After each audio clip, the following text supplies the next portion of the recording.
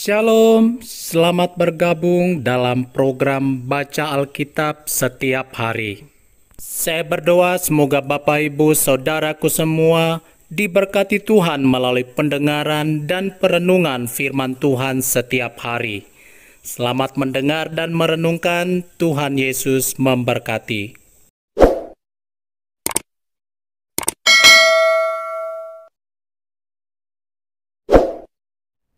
Yesaya pasal 6. Yesaya mendapat panggilan Allah. Dalam tahun matinya Raja Uzia, aku melihat Tuhan duduk di atas tahta yang tinggi dan menjulang, dan ujung jubahnya memenuhi bait suci. Para serafim berdiri di sebelah atasnya, masing-masing mempunyai 6 sayap. 2 sayap dipakai untuk menutupi muka mereka, 2 sayap dipakai untuk menutupi kaki mereka, dan 2 sayap dipakai untuk melayang-layang. Dan mereka berseru seorang kepada seorang, katanya, Kudus, kudus, kuduslah Tuhan semesta alam. Seluruh bumi penuh kemuliaannya. Maka bergoyanglah alas ambang pintu disebabkan suara orang yang berseru itu. Dan rumah itu pun penuhlah dengan asap.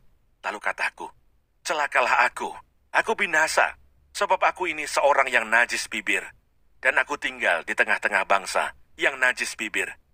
Namun mataku telah melihat Sang Raja, yakni Tuhan semesta alam.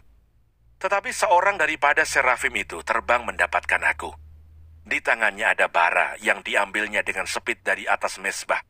Ia menyentuhkannya kepada mulutku serta berkata, lihat, ini telah menyentuh bibirmu, maka kesalahanmu telah dihapus dan dosamu telah diampuni.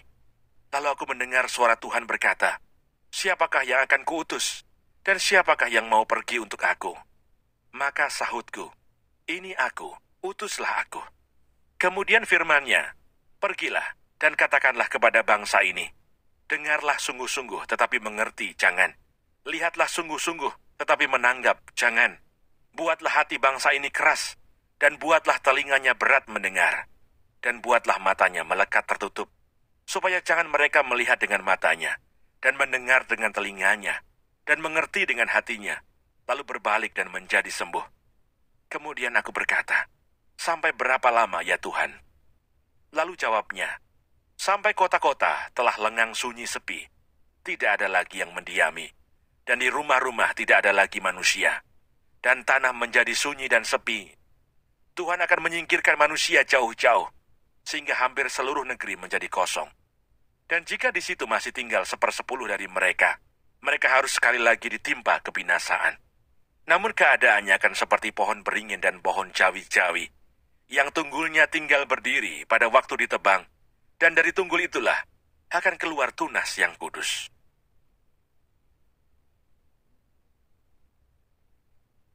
Yesaya pasal 7. Yesaya dan Raja Ahaz. Dalam zaman Ahaz bin Yotam bin Uzia, Raja Yehuda, maka Rezin, Raja Aram, dengan Pekah bin Remaliah, Raja Israel, maju ke Yerusalem untuk berperang melawan kota itu. Namun mereka tidak dapat mengalahkannya. Lalu diberitahukanlah kepada keluarga Daud, Aram telah berkemah di wilayah Efraim. Maka hati Ahaz dan hati rakyatnya gemetar ketakutan, seperti pohon-pohon hutan bergoyang ditiup angin. Berfirmanlah Tuhan kepada Yesaya, baiklah engkau keluar menemui Ahaz, engkau dan Syar-Yashub, anakmu laki-laki, ke ujung saluran kolam atas, ke jalan raya pada padang tukang penatu, dan katakanlah kepadanya, teguhkanlah hatimu dan tinggallah tenang, janganlah takut dan janganlah hatimu kecut, karena kedua puntung kayu api yang berasap ini, yaitu kepanasan amarah Rezin dengan Aram dan anak Remaliah. Oleh karena Aram dan Efraim dengan anak Remaliah telah merancang yang jahat atasmu, dengan berkata, marilah kita maju menyerang Yehuda, dan menakut-nakutinya serta merebutnya. Kemudian mengangkat anak Tabel sebagai raja di tengah-tengahnya. Maka beginilah firman Tuhan Allah. Tidak akan sampai hal itu dan tidak akan terjadi. Sebab Damsyik ialah ibu kota Aram, dan Rezin ialah kepala Damsyik. Dalam 65 tahun, Efraim akan pecah, tidak menjadi bangsa lagi. Dan Samaria ialah ibu kota Efraim, dan anak Remaliah ialah kepala Samaria. Jika kamu tidak percaya sungguh, kamu tidak teguh jaya. Pemberitaan mengenai Immanuel. Tuhan melanjutkan firman-Nya kepada Ahaz katanya, "Mintalah suatu pertanda dari Tuhan Allahmu. Biarlah itu sesuatu dari dunia orang mati yang paling bawah, atau sesuatu dari tempat tertinggi yang di atas." Tetapi Ahaz menjawab, "Aku tidak mau meminta, aku tidak mau mencobai Tuhan." Lalu berkatalah Nabi Yesaya, "Baiklah dengarkan, hai keluarga Daud. Belum cukupkah kamu melelahkan orang, sehingga kamu melelahkan Allahku juga? Sebab itu Tuhan sendirilah yang akan memberikan kepadamu suatu pertanda. Sesungguhnya, seorang perempuan muda mengandung dan akan melahirkan seorang anak laki-laki. Dan ia akan menamakan dia Immanuel. Ia akan makan dadih dan madu, sampai ia tahu menolak yang jahat dan memilih yang baik. Sebab sebelum anak itu tahu menolak yang jahat dan memilih yang baik, maka negeri yang kedua rajanya engkau takuti akan ditinggalkan kosong. Tuhan akan mendatangkan atasmu dan atas rakyatmu dan atas kaum keluargamu hari-hari seperti yang belum pernah datang sejak Efraim menjauhkan diri dari Yehuda, yakni Raja Asyur. Pada hari itu akan terjadi, Tuhan bersuit memanggil lalat yang ada di ujung anak-anak sungai Nil, dan memanggil lebah yang ada di tanah Asyur, dan semuanya akan datang hinggap di lembah-lembah yang terjal, dan di celah-celah bukit-bukit batu, di segala pagar duri, dan di segala tanah pengembalaan. Pada hari itu dengan pisau cukur yang dipinjam dari seberang sungai Efrat, yakni Raja Asyur, Tuhan akan mencukur kepala dan bulu paha. Bahkan pisau itu akan melenyapkan janggut juga. Pada hari itu, setiap orang akan memiara seekor lembu betina yang muda dan 2 ekor domba. Dan karena banyaknya susu yang dihasilkan, mereka akan makan dadih. Sungguh, dadih dan madu akan dimakan oleh setiap orang yang masih tinggal di dalam negeri. Pada hari itu setiap tempat, di mana biasanya tumbuh 1000 pohon anggur, dan yang berharga 1000 shikal perak, akan menjadi tempat putri malu dan rumput. Orang pergi ke sana terpaksa membawa anak-anak panah dan busur, sebab putri malu dan rumput belaka seluruh negeri itu. Dan engkau tidak berani pergi ke segala lereng gunung yang biasanya dicangkul, karena takut akan putri malu dan rumput. Di situ hanya lembu dan domba akan berkeliaran.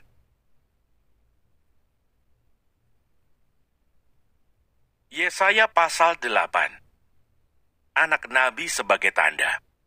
Berfirmanlah Tuhan kepadaku, ambillah sebuah batu tulis besar, dan tulislah di atasnya dengan tulisan biasa, Maher Shalal Hasbas.